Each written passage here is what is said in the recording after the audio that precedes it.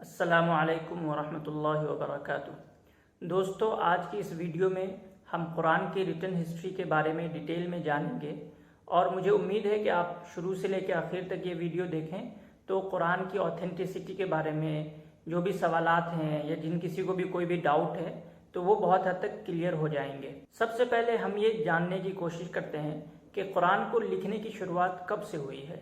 تو جب ہم احادیث یا مسلمانوں کی تاریخ کو دیکھتے ہیں تو پتہ چلتا ہے کہ قرآن کے لکھنے کا رواج بہت شروع سے ہے، مطلب جب سے قرآن نازل ہونا شروع ہوا، پیغمبر اسلام کے زندگی سے ہی قرآن کو لکھنے کا رواج رہا۔ جیسا کہ آپ یہ اس واقعے سے سمجھ سکتے ہیں کہ جب حضرت عمر اپنے بہن فاطمہ بن خطاب کے گھر گئے، جبکہ وہ ابھی مسلمان نہیں ہوئے تھے، تو انہوں نے دیکھا کہ قرآن لکھی ہوئی شکل میں وہاں رکھا ہوا تھا اور وہ لوگ پڑھ رہے تھے۔ تو اس سے یہ پتہ چلا کہ قرآن شروع سے لکھا جاتا رہا ہے۔ اس کے علاوہ یہ بات بھی جان لینی چاہیے کہ جو پیغمبر اسلام ہیں وہ امی ہیں، یعنی کہ وہ دنیا کی کوئی بھی اسکرپٹ کو پڑھ نہیں سکتے اور دنیا کی کسی اسکرپٹ کو وہ لکھ بھی نہیں سکتے ہیں۔ اسی لیے جب کوئی وحی نازل ہوتی تھی، کوئی ریولیشن آتا تھا، تو پیغمبر اسلام اس کو دوسرے کے ذریعے لکھواتے تھے۔ تو جو لوگ وحی لکھنے کا کام کرتے تھے ان کو کاتبان وحی کہا گیا۔ اس طرح کاتبان وحی کی تعداد 50 سے زیادہ ہے، جس میں 49 کے تو یقینی طور پہ پتہ ہے کہ انہوں نے کتابت کا کام انجام دیا ہے، جن میں سے مشہور حضرت ابو بکر ہیں، حضرت عمر ہیں، حضرت عثمان ہیں، حضرت علی ہیں، حضرت زید بن ثابت ہیں، حضرت ابی بن کعب ہیں۔ اگر کسی کو مکمل فہرست دیکھنی ہو تو وہ تاریخ کی کتابوں کو دیکھ سکتا ہے۔ جب یہ کلیئر ہو گیا کہ قرآن کو لکھنے کا رواج پیغمبر اسلام کے زمانے سے ہے اور پیغمبر اسلام نے اس کو لکھوانے کا پورا اہتمام کیا تھا، تو یہ بھی پتہ چلتا ہے ہمیں احادیث سے اور تاریخ کی کتابوں سے کہ پیغمبر اسلام کے زمانے میں ہی پورا قرآن لکھا جا چکا تھا، پورا قرآن لکھا گیا تھا۔ لکھنے کے لیے کیا کیا چیزوں کا استعمال کیا جاتا تھا، تو اس میں ایک لفظ آتا ہے رقاع، جو کہ چمڑے کی جھلی کے لیے استعمال ہوتا ہے۔ اسی طرح سے ایک لفظ آتا ہے کتف، جو کہ اونٹ کی ہڈیوں کے لیے استعمال ہوتا ہے۔ اسی طرح سے ایک لفظ آتا ہے اسیب، جو کہ کھجور کی چھالوں کے لیے استعمال ہوتا ہے۔ اسی طرح ایک لفظ آتا ہے لخاف، جو کہ پتھر کے سلیٹس کے لیے، سلیبس کے لیے یوز کیا جاتا ہے۔ اس کے علاوہ اور بھی چیزیں تھیں، کاغذ گرچہ کم ملتے تھے لیکن کہیں کبھی مل جایا کرتے تھے، تو کاغذ پہ بھی قرآن لکھا جاتا تھا۔ اس طرح سے جو بھی چیزیں میسر تھی لکھنے کی، یا اس سوسائٹی میں لکھنے کے لیے جو بھی چیزیں استعمال کی جاتی تھی، ہر ایک چیز کا استعمال قرآن کے لکھنے میں بھی کیا جاتا تھا۔ تو اس سے یہ بات سمجھ میں آتی ہے کہ اگر ہڈی پہ یا چھال پہ یا سلیٹس پہ لکھ کے رکھیں گے تو اس کو ایک ترتیب میں رکھنا مشکل کام ہے، کہ آپ آرڈر وائز چیزوں کو نہیں رکھ سکتے ہیں۔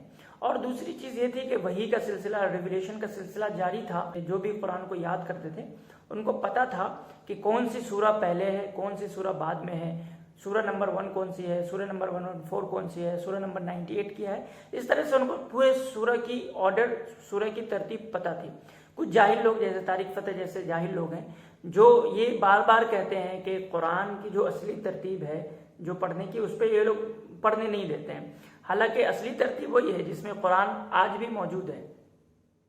تو یہ کلیئر ہو جانے کے بعد کہ قرآن پیغمبر اسلام کے زمانے میں لکھا گیا تھا، لیکن اس کو ایک آرڈر میں، جو آرڈر اس کی اصلی آرڈر ہے اس میں وہ رکھا نہیں گیا تھا، ترتیب نہیں دیا گیا تھا۔ اس کی کیا وجہ ہے وہ بھی پتہ ہے آپ کو، کہ وہ باکسز میں جمع تھے، جھولوں میں جمع تھے، تو ہم جس کو ایک ترتیب سے نہیں رکھ سکتے، گڈ ہوتے تھے۔ پیغمبر اسلام کا وصال 632 عیسوی میں ہوتا ہے۔ 632 عیسوی میں جب پیغمبر اسلام کا وصال ہوا تو اس کے بعد عرب کے کئی سارے ٹرائبس مسلمانوں کے مخالف ہو گئے اور بہت سارے جھوٹے نبی بھی پیدا ہو گئے، جس کی وجہ سے مسلمانوں کو کئی ساری جنگوں کا سامنا کرنا پڑا، جس میں مسلمان ایسے صحابہ جو حفاظ تھے، جو قرآن شریف حفظ کیے ہوئے تھے، ان کی ایک بڑی تعداد شہید ہونے لگی۔ 632-33 عیسوی میں ایک جنگ ہے، جنگ یمامہ۔ یہ جنگ یمامہ مسلمہ کذاب کے ساتھ ہوئی۔ اس میں کہا جاتا ہے کہ تقریباً 450 سے زیادہ حفاظ شہید ہو گئے۔ جب اتنی بڑی تعداد حفاظ کی شہید ہو گئی تو حضرت عمر کو یہ خوف ہوا کہ اگر یہ سارے لوگ جو قرآن کو اس کے اصل آرڈر میں جانتے ہیں اگر شہید ہونے لگے تو جو نئی آنے والی نسل ہے ان کو قرآن کے آرڈر کے بارے میں اختلاف ہو سکتا ہے، یہ کنفیوژن ہو سکتا ہے کہ قرآن کی کون سی صورت پہلے تھی، قرآن کی کون سی صورت بعد تھی، کیونکہ ایک ساتھ جمع نہیں کیا گیا ہے۔ تو انہوں نے حضرت ابو بکر کو اس کے لیے تیار کیا۔ شروع میں تو حضرت ابو بکر جھجکے، کہ نہیں، جو کام پیغمبر اسلام نے نہیں کیا وہ میں کیوں کروں گا. لیکن جب حضرت عمر نے ان کو دلائل سے سمجھایا تو ان کو بات سمجھ میں آ گئی، اور انہوں نے کمیٹی تشکیل دی جس کی سربراہی حضرت زید بن ثابت کے ذمے تھی. زید بن ثابت اس کے سربراہ تھے. اس کے علاوہ اس میں حضرت عثمان تھے، حضرت علی تھے، حضرت عبداللہ ابن مسعود تھے، حضرت طلحہ تھے، حضرت ابی بن کعب تھے، حضرت حذیفہ تھے، حضرت سلیم تھے. تو یہ 7 لوگوں کی کمیٹی تھی، اور جس کی سربراہی حضرت زید بن ثابت کر رہے تھے. اس کے بعد عام یہ اعلان کیا گیا کہ جس کے پاس بھی قرآن کا کوئی بھی لکھا ہوا نسخہ ہے، ایک آیت ہے، پورا قرآن ہے، ایک سورہ ہے، جتنا کچھ لکھا ہوا ہے وہ لا کر آپ اس کمیٹی کے پاس دیں. جب یہ اعلان عام ہو گیا تو لوگ مسجد نبوی میں، جو مدینے کے اندر جو مسجد ہے، اس میں لوگ لا کے جمع کرنے لگے. اس کے بعد حضرت ابو بکر نے جو پیرامیٹر سیٹس کیے ویریفیکیشن کے کہ ہم کس بنیاد پہ آیت کو لیں گے یا سورت کو لیں گے یا کس کی بات کو لیں گے، اس کے جو پیرامیٹرز تھے وہ بہت اسٹرکٹ ہیں. یعنی کہ آپ کہہ سکتے ہیں کہ اتنا زیادہ اسٹرکٹ ہے کہ ویسی مثال دنیا میں آپ کو اور کسی چیز کی ویریفیکیشن میں آج تک نہیں ملے گی. حضرت ابو بکر نے ویریفیکیشن کا جو پیرامیٹر سیٹ کیا تھا اس میں ایک تو یہ 7 لوگ تھے جو کمیٹی کے لوگ تھے.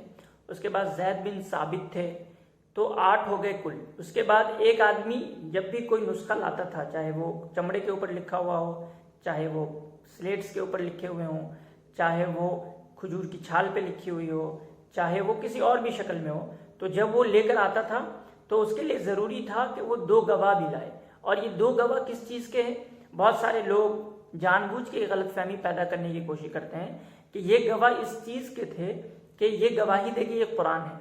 نہیں، ایسا بالکل نہیں تھا، بلکہ مدینے کی اکثر آبادی پورے قرآن کو جانتی تھی، اور صحابہ کی ایک بڑی تعداد مدینے میں تھی اس وقت جو پورے قرآن کو اچھے سے جانتی تھی.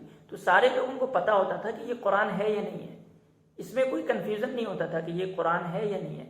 بلکہ جو گواہی لی جاتی تھی، جو 2 گواہان سے گواہی لی جاتی تھی، وہ اس بات کی لی جاتی تھی کہ یہ شخص جو لا کے پیش کر رہا ہے آپ کو، جو بتا رہا ہے کہ یہ قرآن ہے، اس نے یہ چیز پیغمبر اسلام کے سامنے میں لکھی ہے اور پیغمبر اسلام نے اس کو ویریفائی کیا ہے.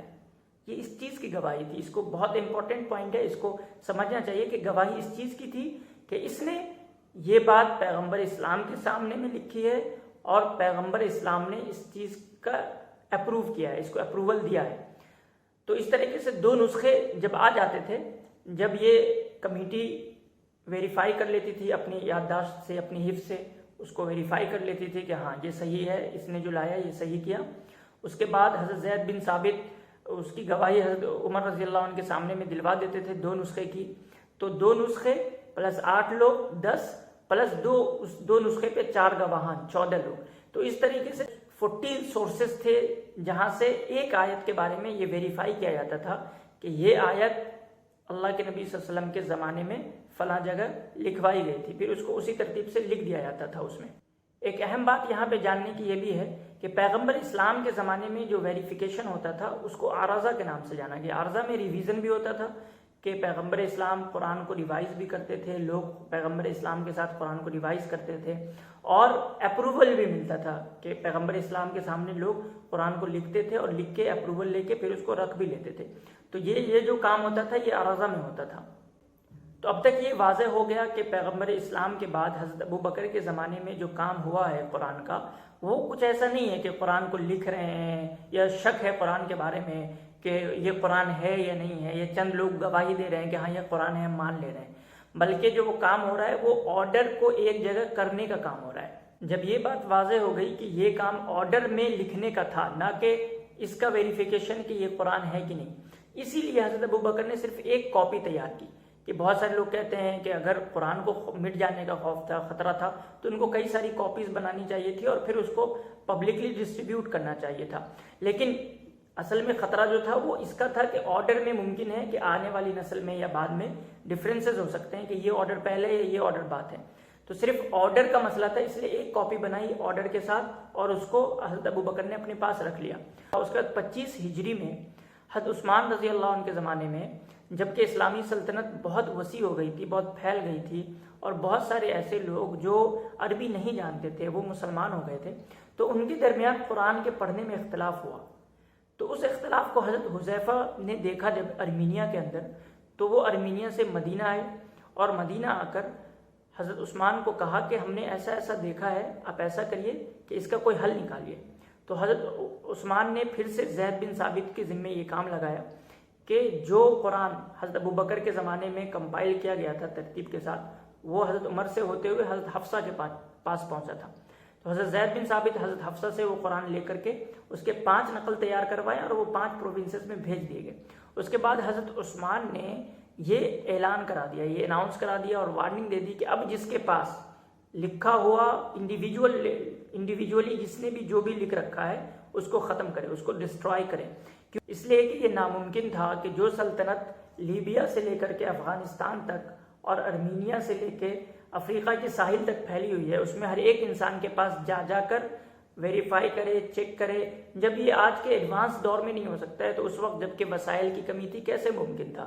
اس لیے حضرت عثمان نے یہ کہا کہ جو سب سے آسان طریقہ ہے وہ یہ ہے کہ اب یہ اعلان کرا دیا جائے کہ جس کے پاس جو بھی انڈیویجول بیسس پہ تیار کیا گیا قرآن ہے اس کو وہ چھوڑ دے، ترک کر دے، اور جو آفیشیلی ہم بھیج رہے ہیں اس قرآن کی نقل جو ہے تیار کرے لوگ۔ اب ایک اہم نقطہ یہاں پہ جاننا چاہیے کہ یہ سارے کام کیوں ہیں حضرت عثمان کے زمانے میں یا حضرت ابوبکر کے زمانے میں؟ تو ایک تو سب سے اہم مسئلہ آرڈر کا تھا کہ آرڈر میں ڈفرینسز پیدا نہیں ہو کہ قرآن کے کیا آرڈرز ہیں۔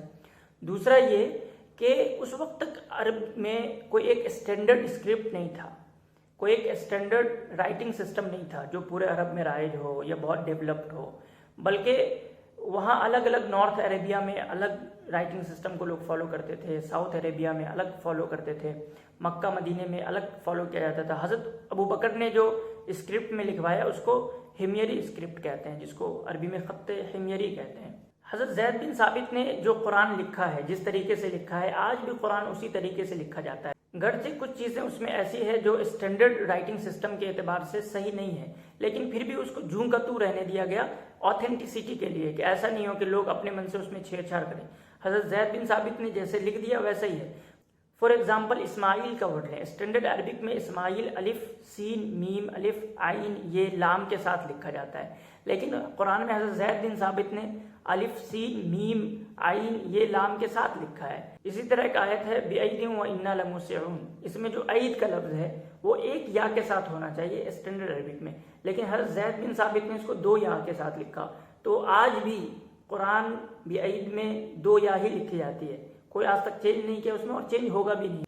اب اس حوالے سے میں آپ کو ایک واقعہ سناتا ہوں۔ ڈاکٹر حمید اللہ نے اس کو نقل کیا ہے کہ سیکنڈ ورلڈ وار سے پہلے جرمنی میں ایک کمیٹی تشکیل دی گئی تھی جس کا کام یہ تھا کہ وہ قرآن کے الگ الگ نسخے کو جمع کرے اور اس کو چیک کرے کہ کون سا نسخہ کس نسخے سے الگ ہے۔ اسی طرح اس کمیٹی کے کام یہ بھی تھی کہ وہ بائبل کے نسخے کو جمع کرے اور یہ دیکھے کہ کون سا بائبل کس بائبل سے کتنا الگ ہے۔ تو ان لوگوں نے تقریباً 2 لاکھ سے زیادہ قرآن کی کاپیز کو جمع کیا جو کہ ہینڈ ریٹن کاپیز تھی، اور اس کے بعد اس کو چیک کیا، ویریفائی کیا، تو انہوں نے پایا کہ وہاں املے کی غلطی تو ہے۔ املے کا غلطی کے مطلب کہ لکھنے میں ہو سکتا ہے کہ کسی سے الف چھوٹ گیا، کسی سے زبر چھوٹ گیا، کسی سے زیر چھوٹ گیا، کسی سے یا چھوٹ گئی، یا اس طرح سے 1-2 لفظ چھوٹ گئے ہوں، تو یہ املے کی غلطی ہے، یعنی کہ انڈیویجول مسٹیک ہے کہ ہو سکتا ہے کہ جب میں اپنے ہاتھ سے پورا قرآن لکھوں تو اس میں کہیں ایک جگہ غلطی کر جاؤں، لیکن ان کو کوئی ایسا ثبوت نہیں ملا جس سے یہ پتہ چلتا ہو کہ فلانے نسخے میں ایک لفظ ہے اور فلانے نسخے میں وہ لفظ نہیں ہے، یا کوئی ایسی چیز مل گئی ہو جس سے فلانے نسخے کے معنی کچھ اور ہو جا رہے ہیں، دوسرے نسخے کے معنی کچھ اور ہیں۔ ایسا ان کو کہیں بھی کچھ نہیں ملا 2 لاکھ کاپیز میں جو کہ ہینڈ ریٹن کاپیز تھے۔ لیکن جب انہوں نے بائبل کو چیک کیا تو اس میں 25,000 سے زیادہ ایسے کنٹراڈکشنز ملے جو بنیاد میں، جو فنڈامنٹل میں ایک دوسرے سے الگ تھے۔ تو یہ واقعہ بھی قرآن کے 100% آتھینٹک ہونے میں کافی ہے۔ یہی وجہ ہے کہ جو مغرب کے اسکالرز تھے جو اسلام پہ حملہ کرتے تھے، وہ آج سے 100-150 سال پہلے تو بہت زور و شور سے یہ بات کہا کرتے تھے کہ قرآن کی آتھینٹسٹی ڈاؤٹ فل ہے، قرآن آتھینٹک ہے یا نہیں ہے، اس پہ ریسرچ کرنا چاہیے۔ لیکن اب یہ موقف بہت کمزور ہو گیا اور خود جو یورپ کے اسکالرز ہیں وہ بھی اب یہ بات ماننے لگے ہیں کہ نہیں، قرآن کی جو آتھینٹسٹی ہے اس میں شک نہیں کیا جا سکتا ہے۔ اگر آپ کو اب بھی قرآن کے حوالے سے کوئی ڈاؤٹ ہے، کچھ ہے، تو آپ کمنٹ کر کے ہم سے پوچھ سکتے ہیں، انشاءاللہ کوشش کریں گے کہ آپ کو اس کا جواب مل جائے۔ اگر آپ کو ہمارا یہ ویڈیو پسند آیا ہو تو آپ ہمارے چینل کو سبسکرائب کریں اور بیل آئیکن کو دبانا نہیں بھولیں۔ انشاءاللہ ملتے ہیں اگلے ویڈیو میں۔ خدا حافظ۔